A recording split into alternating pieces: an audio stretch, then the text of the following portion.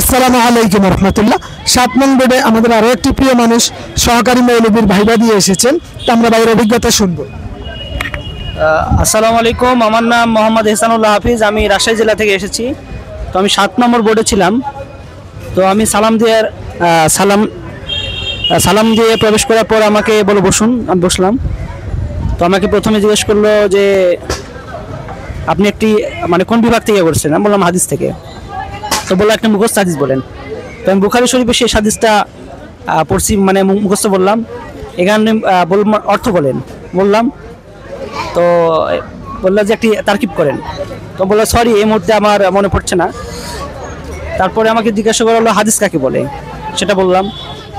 তারপরে আমাকে জিজ্ঞেস করলো তৃতীয় বর্ষে মানে ফাজিলের তৃতীয় বর্ষে কী সাবজেক্ট ছিল সেটা বলেন, সেটা আমি বললাম। তারপরে আমাকে বলা হলো যে নবম দশম শ্রেণীতে মিশকাতুল মাসাবির একটা অধ্যায়ের নাম বলেন। আমি সেটা বললাম, কিতাবুল ইমান। এরপরে আমাকে মোটামুটি আমাকে 11টার মতো প্রশ্ন করছে আর কি।